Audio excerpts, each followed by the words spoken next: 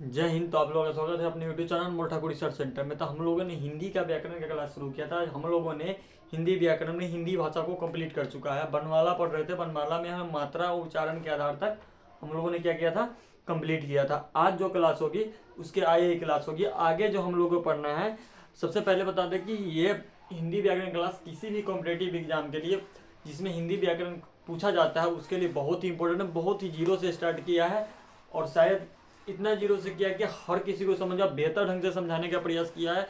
तो वीडियो जरूर देखिए, शेयर जरूर कीजिए, लाइक कीजिए, सब्सक्राइब जरूर कीजिएगा, क्योंकि बहुत मेहनत लगती है एक वीडियो बनाने में। एक वीडियो बनाने में बहुत दिनों की मेहनत होती है।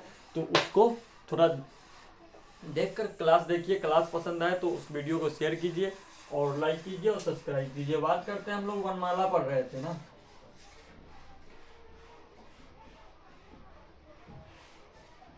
वर्णमाला पढ़ रहे थे। वर्णमाला में हम लोगों ने पिछले वीडियो में पढ़ा था मात्रा और उच्चारण के आधार पर।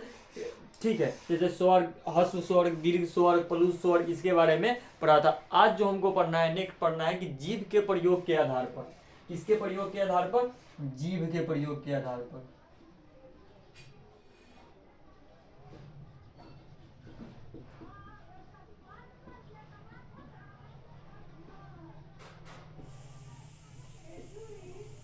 जीभ के प्रयोग के आधार पर हमको ये पढ़ना है। ठीक है, अब बात करते हैं जीभ के प्रयोग के आधार पर कहने का मतलब क्या है कि कौन कौन से वर्ण का उच्चारण आप अपने जीभ से करते हैं, इसके बारे में हमें पढ़ना है। वो सारे उच्चारण को तो बोलते हैं, लेकिन किस किस का उच्चारण जीभ से करते हैं इसके बारे में हमको पढ़ना है और समझने का प्रयास करना है। ठीक है, जैसे बात करते हैं, इसमें पहला है मेरा अग्र स्वर। कौन स्वर? अग्र स्वर। देखिए, इसके नाम से ही ना आप इसके परिभाषा को याद कर सकते हैं बहुत ही आसान तरीके से, बहुत ही सरल तरीके से। अग्र स्वर। कौन सा स्वर? अग्र स्वर। सबको पता है अग्र मतलब क्या होता है? अग्र मतलब होता है आगे। क्या होता है? आगे। अब एक बात बताइए, अग्र मतलब आगे होता है, हम किसकी बात कर रहे हैं? जीभ के। तो जीभ का अगला हिस्सा के बारे में बात करेंगे। तो यहां पर नोट कर लीजिएगा, जिन स्वरों के उच्चारण में जीभ का अग्र भाग काम करता है, यानी कि अग्रभाग आगे का भाग काम करता है, उसे हम अग्र स्वर कहते हैं। जिन स्वर के उच्चारण में जिन स्वरों के उच्चारण में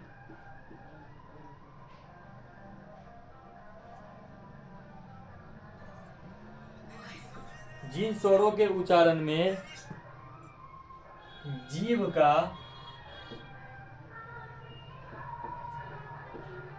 अग्रभाग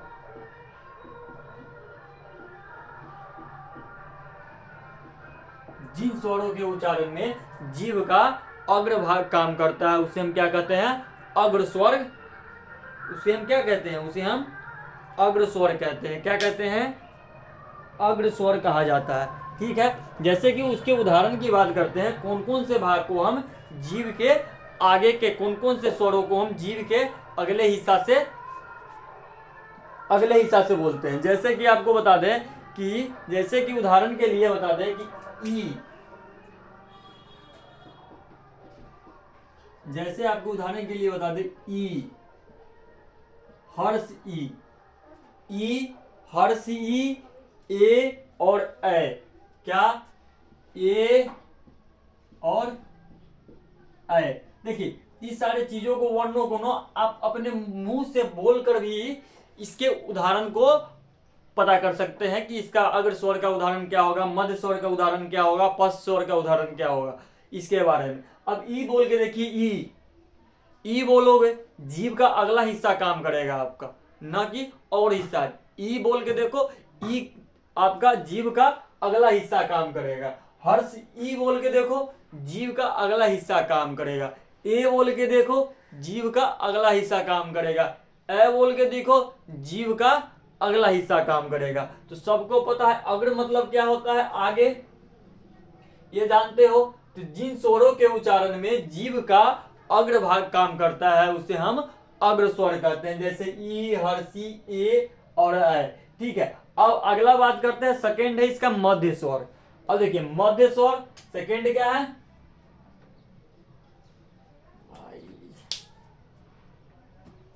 सेकेंड है आपका मध्य स्वर। कौन सा स्वर,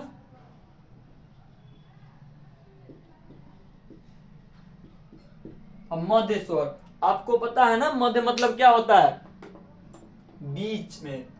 मध्य मतलब का मतलब होता है बीच। ठीक है, तो इन चीज को पता कर सकते हैं, जिस स्वर के स्वरों के उच्चारण में जीभ का बीच वाला हिस्सा काम करे या मध्य वाला हिस्सा काम करे उसे हम मध्य स्वर कहते हैं। तो यहाँ पर नोट कर लीजिएगा भैया एक एक उदाहरण को। जिन स्वरों के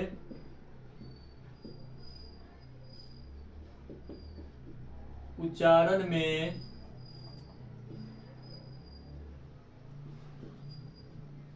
जीव का मध्य भाग काम करता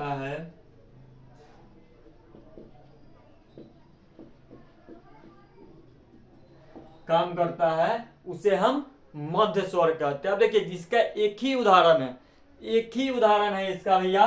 कौन सा उदाहरण है, एक ही। वो कौन सा, अ बोल के देखो ना, जीव का बीच वाला हिस्सा काम करेगा। कौन सा हिस्सा, जीव का बीच वाला हिस्सा काम करेगा। अगर अ बोल के देखोगे भैया तो जीव का कौन सा हिस्सा काम करेगा, बीच वाला हिस्सा काम करेगा। समझ में आ गया। अब देखिए आगे बात करते हैं, इसका तीसरा है कौन सा, पश्च स्वर। पश्च मतलब क्या होता है, पीछे। पता है आपको, पश्च मतलब पीछे। तीसरा मेरा क्या है, पश्च स्वर। ठीक है, बच्चों की तरह पढ़ा रहा हूं भाई। पश्च मतलब पीछे। ठीक है, अब देखो पश्च स्वर किसे कहते हैं, जिन स्वर के उच्चारण में जीव का पश्च भाग काम करे यानी कि पीछे वाला हिस्सा काम करे उसे हम क्या कहेंगे, पश्च स्वर कहेंगे। जिन स्वरों के उच्चारण में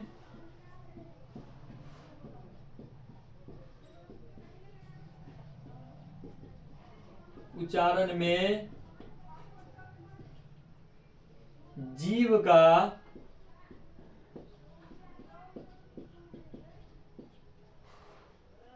पश्च भाग काम करता है,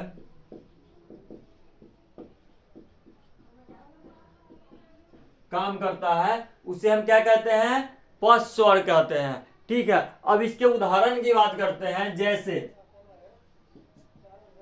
देखिए अब इसमें जो जो बच गया है ना वो लिख दीजिए किसमें, पश्च स्वर में। कौन सा बच गया, आ बच गया, ऊ बच गया, हर्ष ऊ बच गया, ओ बच गया, औ बच गया और अंग बच गया। ओ बच गया, औ बच गया और अंग बच गया। ये सब कौन सा, पश्च स्वर। देखिए आराम से याद कर सकते हैं, कोई दिक्कत नहीं होगी। जीभ के प्रयोग के आधार पर तीन चीजें हैं, तीन स्वर पता चलेगा कौन कौन।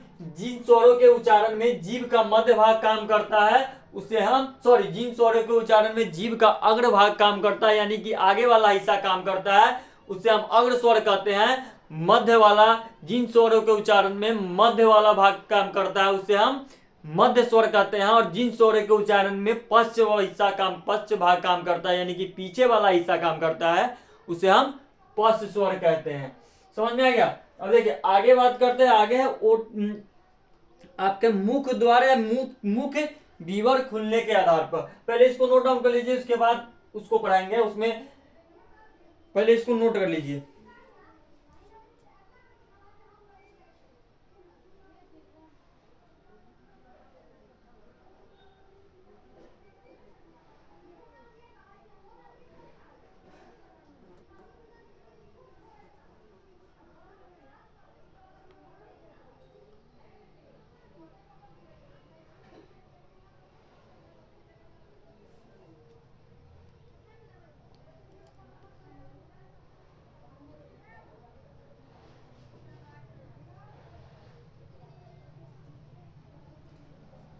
यहाँ पर थोड़ा ब्राइटनेस ज्यादा है, इसको याद पहला है अग्रस्वर, इतना मैनेज कर लीजिएगा। पहला कौन सा है?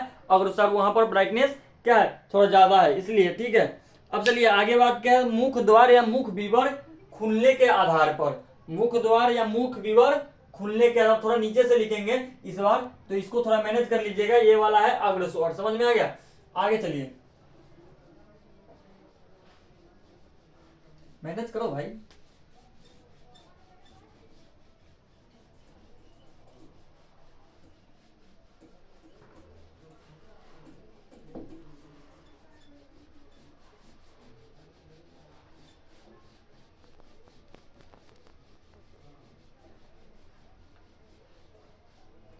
चलिए अगला क्या है? मुख द्वार या मुख विवर खुलने के आधार पर। समझाते हैं, एक एक चीज को समझाएंगे, एक एक शब्द को।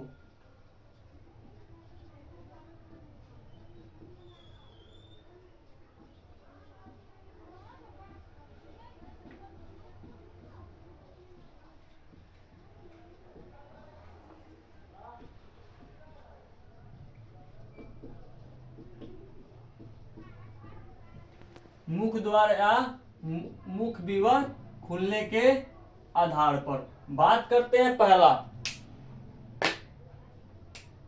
पहला है आपका क्या? यहां पर दिखाई दे रहा होगा शायद, थोड़ा नीचे से और लिख लेते हैं। बात करते हैं पहला, पहला है आपका क्या? पहला है आपका विवर्त, विवृत, विवर्त कर रहे हैं यार,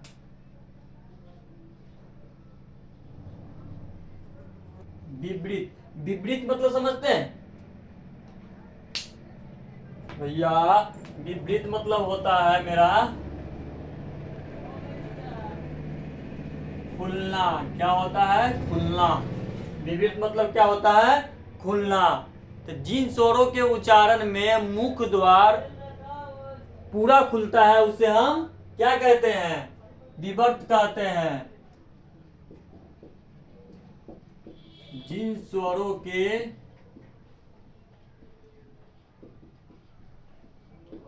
उच्चारण में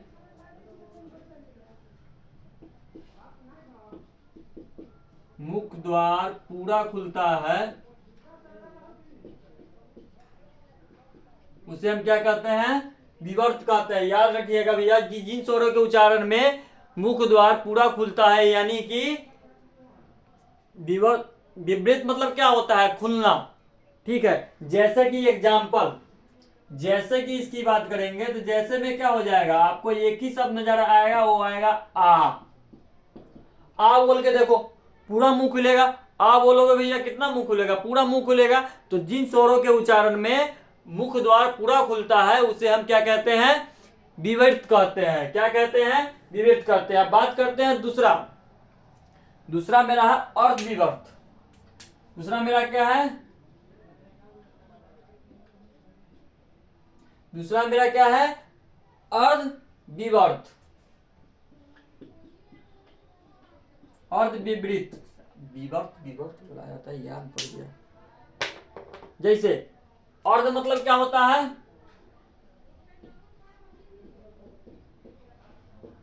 आधा। विवर्त मतलब पता है क्या होता है? खुलना। तो जिन स्वरों के उच्चारण में मुख द्वार आधा खुलता है उसे हम अर्ध विवृत कहते हैं। अर्ध विवृत कहते हैं। जिन स्वरों के उच्चारण में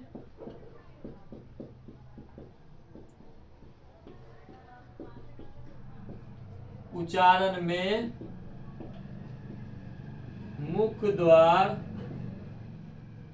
आधा खुलता है,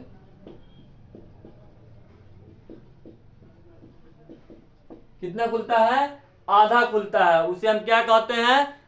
अर्थ विवृत कहते हैं। जैसे, अगर जैसे की बात करते हैं तो जैसे क्या क्या होगा? अ बोल के देखो, आ में पूरा खुल रहा है, अ में अ, और क्या? ए, ओ और औ, ये चारों बोल के देखो, पता चल जाएगा। आधा खुला, ए आधा खुला, ओ आधा खुला, आ पूरा खुला, ओ आधा खुला। ओ कितना खुला? आधा खुला। समझ में आ गया? तो याद रखिएगा कि जिन स्वरों के उच्चारण में मुख द्वार आधा खुलता है उसे हम अर्ध विवृत कहते हैं।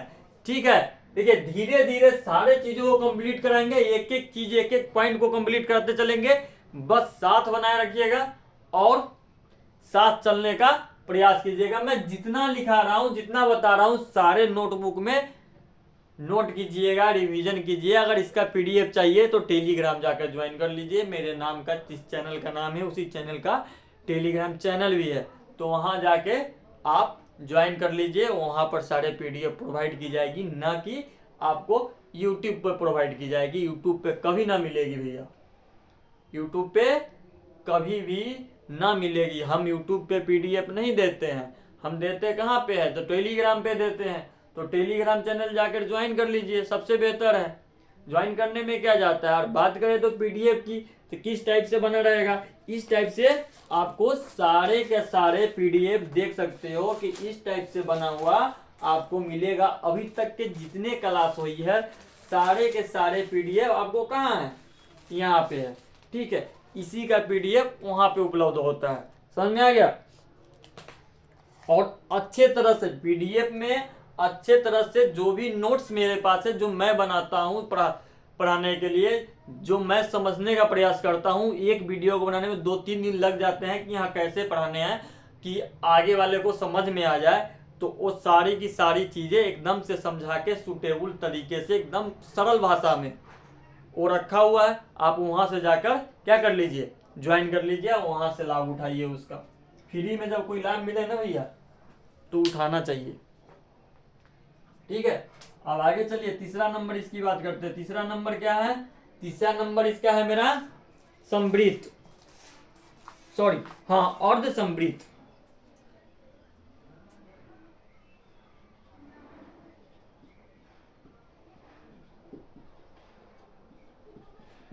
अर्ध मतलब समझ गए, आधा। समृद्ध मतलब देखो भैया, समृद्ध मतलब बंद, क्या बंद। तो इससे समझ में आ गया होगा कि जिस स्वर के उच्चारण में मुख द्वार आधा बंद होता है उसे हम क्या कहते हैं, अर्ध समृद्ध कहते हैं। क्या कहते हैं, अर्ध समृद्ध कहते हैं। जिन स्वरों के उच्चारण में मुख द्वार आधा बंद होता है उसे हम अर्ध समृद्ध कहते हैं। लिखिए लीजिए, जिन स्वरों के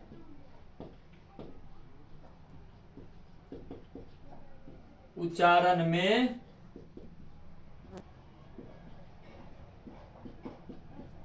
मुख द्वार आधा बंद होता है उसे हम अर्ध समृद्ध कहते हैं। समझ में आ गया। जैसे कि इसकी एग्जाम्पल की बात करें तो इसका एग्जाम्पल कौन होगा, ए ओ। बोलो भैया एक बार बोलो, जब भी जैसे बोलू ना एक बार बोला करो। अ आधा बंद, ओ आधा बंद, ओ बोलेंगे ना तो आधा से थोड़ा ज्यादा खुल जाएगा। कितना खुलेगा, आधा से थोड़ा ज्यादा खुल जाएगा अगर ओ बोलते हैं तो। ए ओ बीच में है, बंद, आधा बंद है, आधा खुला हुआ है। ठीक है, ओ बोलो, आधा से ज्यादा खुलेगा। समझ में आ गया। तो आप इसके एग्जाम्पल खुद से समझ सकते हो, इसके उदाहरण को। अगली बात करते हैं किसका, समृद्ध।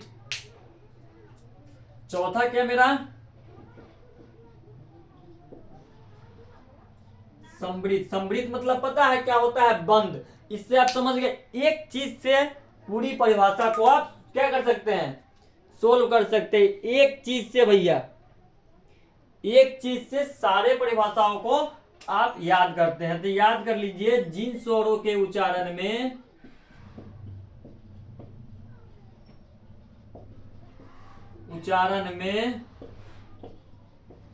मुख द्वार पूरा बंद होता है। कितना, पूरा बंद होता है। अब कहोगे भाई भैया कि पूरा मुंह बंद कर दीजिएगा तो बोलेंगे क्या, बताते हैं ना। पूरा बंद लिखो या लगभग बंद लिखो, लगभग लिखो, थोड़ा ना थोड़ा तो खुलेगा ही। समझ में आएगा? थोड़ा ना थोड़ा तो खुलना है, यहाँ पर पूरा नहीं लगभग कर दो। ठीक है, किसी का मुंह अभी के समय में बंद कर सकते हो क्या? नहीं कर सकते हो। जैसे इसकी जैसे की बात करते हैं, जैसे की बात क्या कर, ई, ई हर्ष ई, ई हर्षी, ऊ हर्ष ऊ, ऊ और हर्ष ऊ। समझ में आया? देखिए इसमें क्या है, थोड़ा थोड़ा खुल रहा है, हल्का खुल रहा है, ई हल्का खुल रहा है, हर्ष ई हल्का खुल रहा है, ऊ हर्ष ऊ, और हर्ष ऊ हल्का खुलेगा, हर्ष यू हल्का खुलेगा। समझ में आ गया? सारी चीजें समझ गए? देखिए इसका एक बार रिपीट करते हैं, उसके बाद अगले पर चलते हैं। किस पे? ओठ की स्थिति के आधार पे कि आप अपने ओठ से कौन कौन सा स्वरों का उच्चारण करते हैं। पहले इसको समझते हैं। विवर्त, जिन स्वरों के उच्चारण में मुख द्वार पूरा खुलता है उसे हम क्या कहते हैं? विवर्त कहते हैं। जैसे आ एक ही है, कौन सा? विवर्त। ठीक है, अर्ध विवर्त किसे कहते हैं? जिन स्वरों के उच्चारण में मुख द्वार आधा खुलता है उसे हम क्या कहते हैं? अर्ध विवर्त कहते हैं। जैसे अ ए ओ औ। अर्ध समृद्ध, जिन स्वरों के उच्चारण में मुख द्वार आधा बंद होता है उसे हम क्या कहते हैं? अर्ध समृद्ध कहते हैं। जैसे ए औ। समृद्ध, जिन स्वरों के उच्चारण में मुख द्वार लगभग बंद होता है उसे हम समृद्ध कहते हैं। जैसे ई हर्ष ई, ऊ हर्ष ऊ। समझ में आ गया? ये सारे चीजों को आप कॉपी में नोट डाउन कर लीजिए। सबसे बेहतर नोट्स जो होती है ना भैया, बहुत बड़ी चीज होती है। तो नोट्स को थोड़ा बनाइए ढंग से, पीडीएफ लीजिए। पीडीएफ फ्री है, ऐसे कोई पैसा थोड़ी है, किसी का बैच का पैसा थोड़ी है, पेड बैच का पैसा थोड़ी है कि पेड बैच चला रहे हैं आप पैसा दोगे पीडीएफ दूंगा। ऐसा सिस्टम नहीं है मेरे पास। मेरे पास ये जो भी है सो फ्री है, निस्वार्थ है। सीधा बात, कोई स्वार्थ नहीं है, कोई चीज नहीं है। तो फ्री शिक्षा का, फ्री एजुकेशन का लाभ उठाए भाई। नहीं उठाओगे कैसे चलेगा? इसको नोट डाउन कर लीजिए।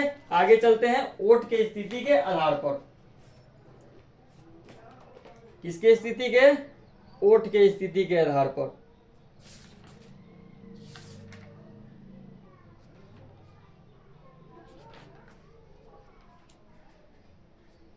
ठीक है, तो इसको हटाते हैं। आगे एक बात करते हैं ओठ की स्थिति के आधार पर। इसको सारे को नोटबुक में जरूर सेव रखिएगा, और पीडीएफ चाहिए तो लिंक डिस्क्रिप्शन में है। टेलीग्राम चैनल के जाकर टेलीग्राम चैनल क्या कर लीजिएगा भैया, ज्वाइन कर लीजिए, बड़े फायदे की चीज है।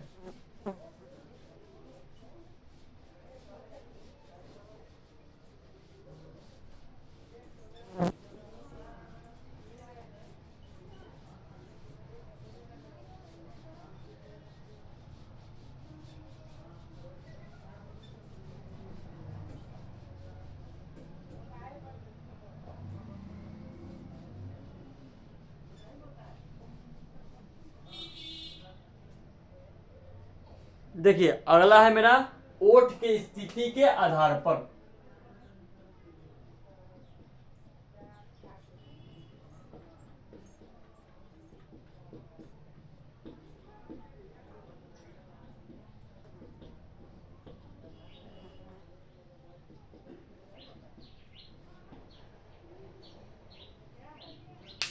ठीक है, तो चलिए आते हैं। पहला है अविर्त मुखी। कौन सा मुखी? अविर्त मुखी। पहला क्या है? अविर्त मुखी। कौन सा मुखी? अविर्त मुखी। अवृत मुखी। ठीक है, अवृत मतलब क्या होता है? मुखी मतलब समझ गए मुंह। अवृत मतलब क्या होता है? देखिए वृत्त मतलब क्या समझते हैं? गोल। तो अवृत कौन क्या हो जाएगा? जो गोलाकार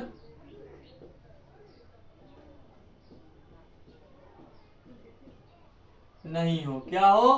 गोलाकार नहीं हो। कि इसका एक नोट डाउन कीजिएगा क्या, इसकी परिभाषा। इसकी परिभाषा होती है जिन स्वरों के उच्चारण में मुख सॉरी ओठ के आधार पर है, ओठ वृत्तमुखी या गोलाकार नहीं होता है। जिन स्वरों के उच्चारण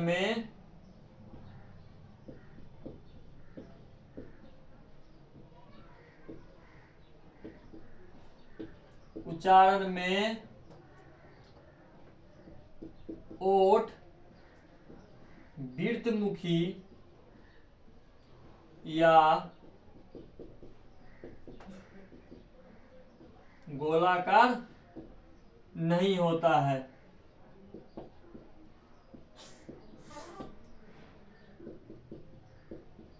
जैसे, अब इसकी जैसे की बात करते हैं, जिसका जैसे क्या हुआ, अ, आ, ई, हर्ष ई, ये सब क्या है, ए, ए और आए। देखो भैया, मैंने पहले बहुत बार एक ही चीज को रिपीट कर रहा हूं कि आप स्वर को अपने खुद से बोलकर इसकी जैसों को याद कर सकते हैं। अ, वो तो गोलाकार के बन रहा है, अ बोलने पे नहीं। आ गोलाकार के बन रहा है, नहीं। ई गोलाकार का बन रहा है, नहीं बन रहा है। हर्ष ई बन रहा है, नहीं बन रहा है। ए बन रहा है गोलाकार का ओठ, नहीं बन रहा है। ए गोलाकार का ओठ बन रहा है, नहीं बन रहा है। समझ में आ गया? तो आप खुद से इसकी परिभाषा को समझकर आप इसकी जैसों को याद कर सकते हैं। परिभाषा कुछ नहीं समझना है भाई, यहाँ आवृत्तमुखी का मतलब समझो, आवृत्त का मतलब समझो, परिभाषा चेप दो यहीं पे, ठीक है। तो इतना कोई वर्णमाला कोई बहुत बड़ा हार नहीं है। हिंदी व्याकरण नॉर्मल सा सब्जेक्ट है यार, लेकिन सबसे मुश्किल भी है अगर ना समझ में आए तो, ये भी याद रखना। नॉर्मल सा कहने का मतलब ये थोड़ी है कि नॉर्मल है। अगला है वृत्तमुखी।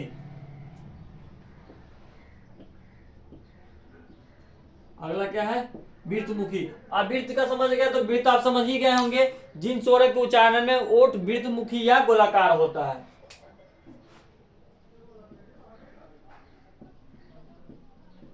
जिन स्वरों के उच्चारण में ओठ वृत्तमुखी या गोलाकार होता है। अब इसकी जैसे की बात करते हैं। अब इसकी जैसे में क्या लिखोगे, इसके जैसे में लिखेगा ऊ। ऊ देखो बोलो, ऊ पूरा होठ गोल बन रहा है। क्या बन रहा है, गोल बन रहा है। क्या होगा, ऊ। हर्ष ऊ क्या बन रहा है, गोल बन रहा है। हर्ष ऊ गोल बन रहा। ओ भैया बोलो, ओ, औ, ओ, औ और अंग। इन सारे चीजों में क्या हो रहा है, वृत्तमुखी, इसमें होठ गोलाकार बन रहा है। देखो भैया, आप क्वेश्चन अपडेट करेगा ना, अगर वर्णमाला से क्वेश्चन पूछेगा तो दे देगा ऊ कि होठ में 4 ऑप्शन दे देंगे कौन सा, इसमें वृत्तमुखी स्वर कौन सा है। ऑप्शन में दे देगा उ आ ई। तो आपको पता होगा कि वृत्तमुखी किस में बनता है, उ वाले में। तो क्या लिखोगे, उ ही लिखोगे ना। समझ में आ गया?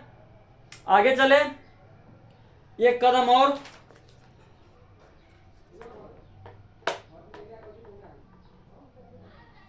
अगला है हवा के नाक व मुंह से निकलने के आधार पर। भैया,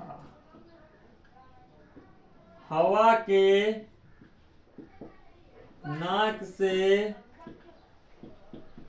नाक के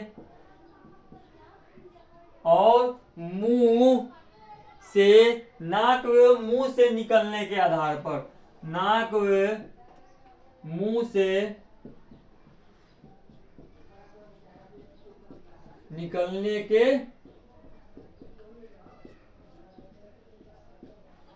आधार पर। समझ में आया?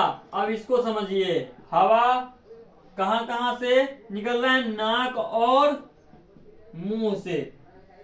समझ में आ गया? चलिए आगे चलते हैं। अगला है मौखिक स्वर। इसका पहला क्या है? मौखिक स्वर। इसको कहते हैं नीरनु नासिक स्वर।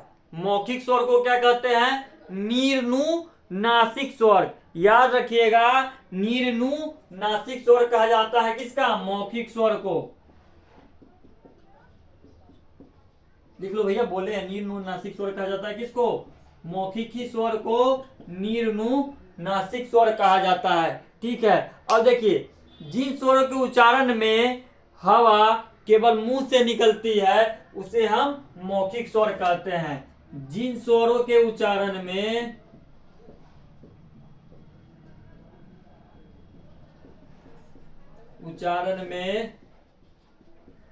हवा केवल मुंह से निकलती है उसे हम क्या कहते हैं? मौखिक स्वर कहते हैं। जिन स्वरों के उच्चारण में हवा केवल मुंह से निकलती है उसे हम मौखिक स्वर कहते हैं। इसके जैसे। अब जैसे की बात करते हैं, जैसे अ, आ, ई इत्यादि। अ, आ, ई और इत्यादि, इसे कहा जाता है कौन सा स्वर? मौखिक स्वर। अब आगे बात करते हैं, अगला है अनुनासिक स्वर। कौन सा स्वर? सेकंड वाला।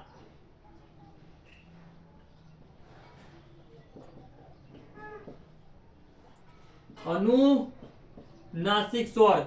अनुनासिक का मतलब क्या होता है? जिन स्वरों के उच्चारण में हवा मुंह के साथ साथ नाक से निकलती है। भैया नाक का मतलब होता है, नासिक का मतलब क्या होता है? नाक। जिन स्वरों के उच्चारण में हवा मुंह के साथ साथ जिन स्वरों के उच्चारण में हवा मुंह के साथ साथ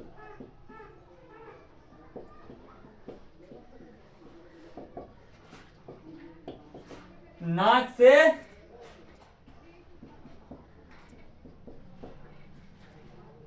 निकलता है। अब इसकी एग्जाम्पल की बात करते हैं, तो इसका एग्जाम्पल क्या लिखेंगे? इसका एग्जाम्पल क्या लिखेंगे? बताओ, इसका एग्जाम्पल लिखेंगे अंग अ ई हर्ष ई। अंग अ हर्ष ई।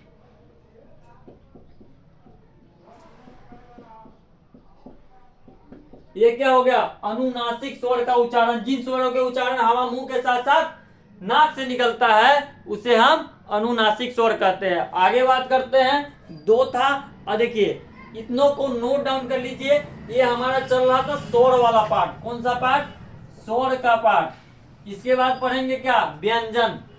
अभी हमारा क्या चल रहा था? स्वर का पार्ट चल रहा था, स्वर्ग वाला ही चल रहा था। अभी स्वर्ग में दो पॉइंट और बच गई है, इसको नोट कर लीजिए। स्वर खत्म करते हैं या यहीं पे खत्म करते हैं, उसके बाद चलते हैं आगे की बातें करते हैं, आगे क्या करना है। ठीक है, अब बात करते हैं आगे की।